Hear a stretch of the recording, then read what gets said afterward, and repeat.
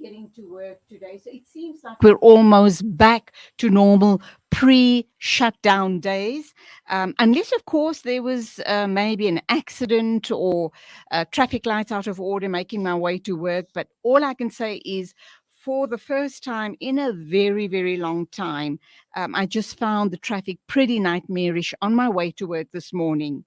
But let's talk about another nightmarish situation, and this is with Tshepo Kgadima, Chief Executive Officer, Corporate Advisor at LontohCoal Limited and Elgacol Limited. And he's here to talk to us about at hashtag CR17 bank statements. And of course, it's quite disappointing, to say the least, that a lot of ANC staffers have not received their salaries over the past 2 or 3 months. Goodness me, what is going on? This, especially in light of the fact that we have a billionaire of a president.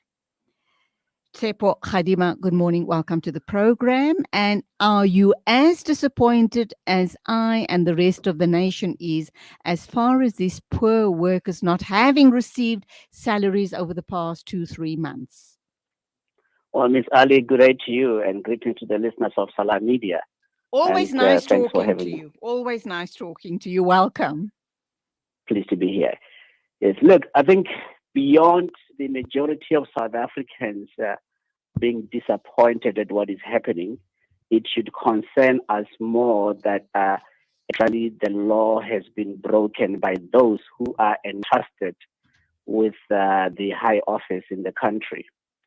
So it's not just a simple issue of the workers of a political party now being in financial dire straits as a result of a political misfortune beyond their control, but that actually their elected leaders and officials not only have they shown uh, really, I'll say, utter contempt at the situation and having failed and or refused to do something about it, something they should have foreseen 3, 4 years ago that it was going to eventuate.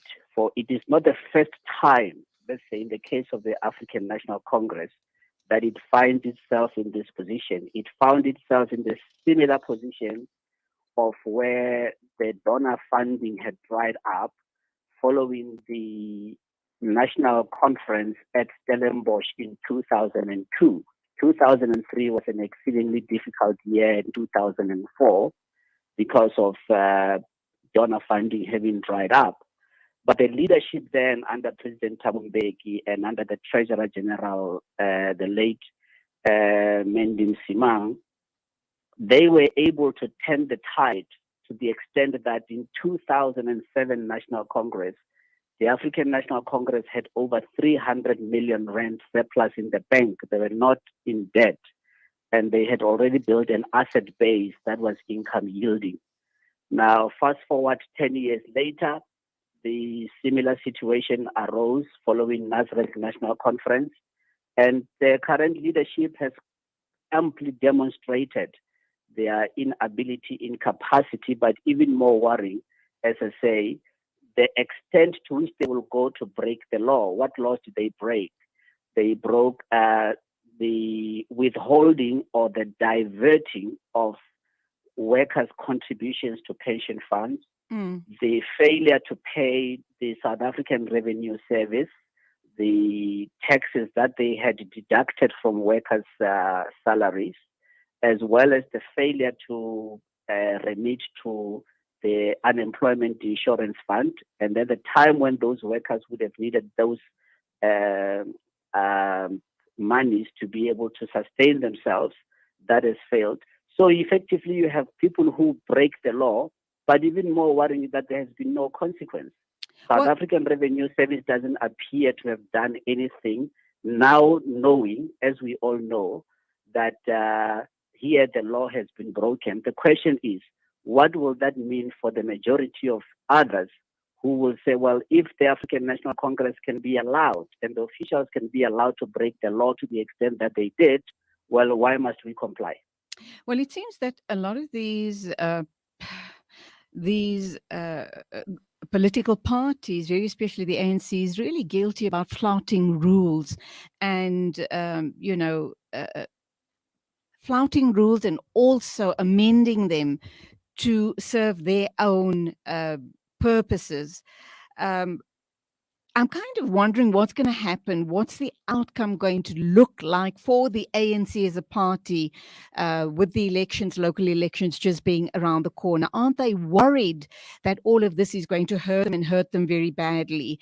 That being said, I also think that it is such a poor reflection to the rest of the country that shows them that they're supposed to be the governing political party and they can't even manage their own house properly as far as taking care of their staff's health, well-being, and in terms of salaries.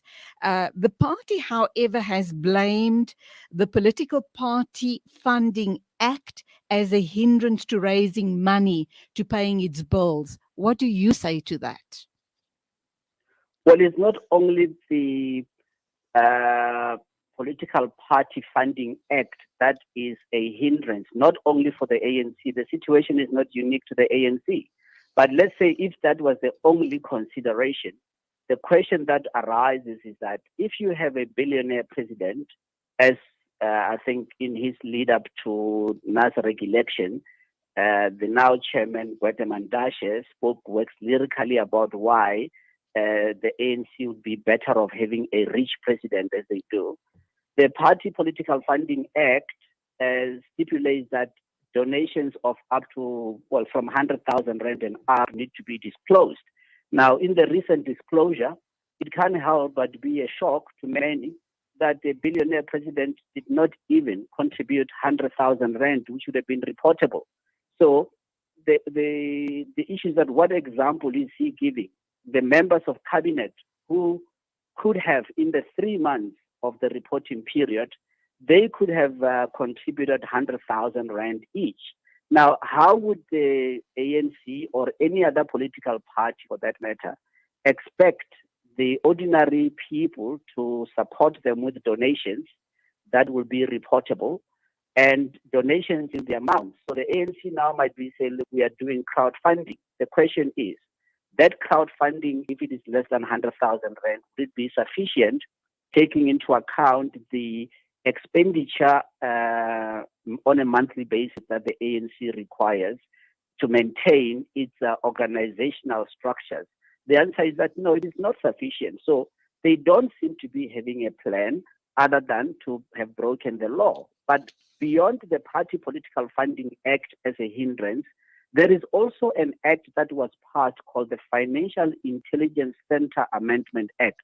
Now, in 2016, on the 11th of September, I, together with a number of other people, made a presentation to the presidency, which was then followed by a presentation to Parliament on why that particular act was going to result in what we are seeing now, where party or political parties can no longer raise funding, because more so for the ruling or the governing party, the Financial Intelligence Center Amendment Act exacerbates the situation even further, because it stipulates that any chairperson or chairman of the board of a company, the chief executive officer of a company, or the chief financial officer of a company that funds any political party, that person must be designated as a high-risk political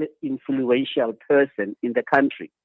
So as a result of that, there is not a single business person in this country who will, out of their own volition and think that they are so benevolent to fund any political party, because the moment they do that, they will be designated as a politically influential person by a banking institution. Right. A banking institution, which I hasten to add, can close their account without any recourse in the courts of law whatsoever. So as a result, this is a catastrophe. Absolutely. For democracy, because I can tell you now, many, and if you were to open the lines, you will be horrified to hear of stories of persons, business people, whose accounts have since been summarily closed without any recourse in the courts whatsoever, where they have been now effectively excluded from the financial system, which means you become a persona non grata in the true sense when you can't buy or sell and your business will shut down. But as a result of that act, so if you take these two pieces of legislation, which were passed by a democratic parliament, which appears to not have had the due regard and appreciation of what this will eventuate in, of the result, it tells you that perhaps South Africa is in a much more deeper crisis because you have got a leadership,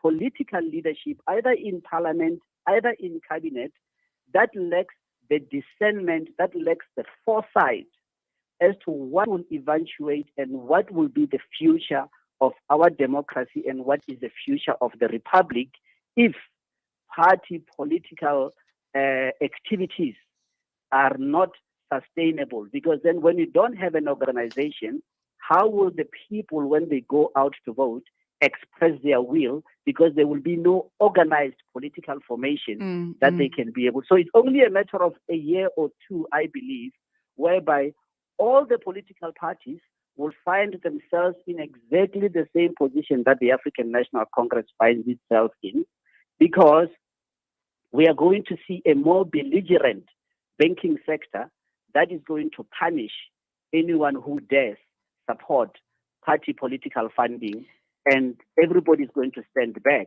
So I think the inability or the failure by the president to have led by example to fund his own political party with his status of being a declared billionaire has unfortunately also added to the woes that we see the ANC under. So clearly people haven't applied their minds when this legislation was passed, because we're going to be in lots of trouble going forward. And I can also understand, in a sense, one of the factors being the reason this was passed initially, even though they didn't apply their minds fully, was to not, for the political parties, not to curry favor with these large corporates or obviously very rich people, millionaires and billionaires, because at some point they are going to be calling in favors. The donors are going to be calling in their favors. So I guess that was one of the reasons why this legislation was passed, and a whole host of other reasons. But we are running out of time. I need to ask you need to make a statement very quickly. Paul Mashatile is speaking in forked tongues. In the one instance, he is saying that outstanding salaries will be paid by the end of September.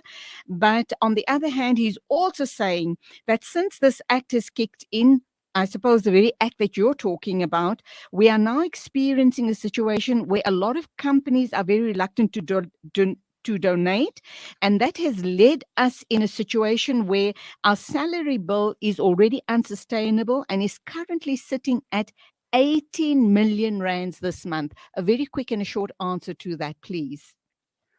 Well, my suspicion is that the Treasurer General of the ANC, Paul Mashatile, is attempting to sell some of the assets under Chancellor House. And one of the key assets is a company that is mining manganese, and it appeared on the list of donors to the ANC in the reportable period that donated supposedly 5 million rand, but that is a Chancellor House proceeds.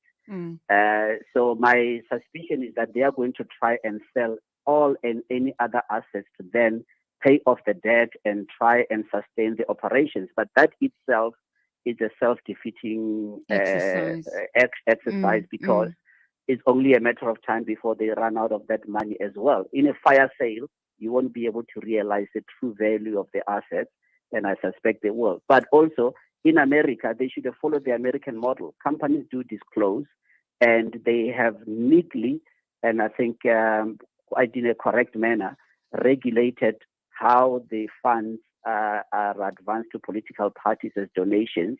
But disclosure, the Constitution of South Africa demands transparency in all public affairs, and therefore, transparency is something that we should welcome. But at the same time, I think the parliamentarians could have done a better job of actually writing legislation in such a way that it sustains. Yes, the ANC is having financial trouble, but I think all political parties are going to be in deeper trouble as a result of those two pieces of legislation I have cited. Okay, Tshepo, this discussion is not done. We will have to do a follow-up in the coming days. I look forward to talking some more. Thank you indeed. That was Tshepo Kgadima, Chief Executive Officer, Corporate Advisor at LontohCoal Limited, Elgacol Limited. Thank you for your time. Thank you. A strip of land with over 2 million people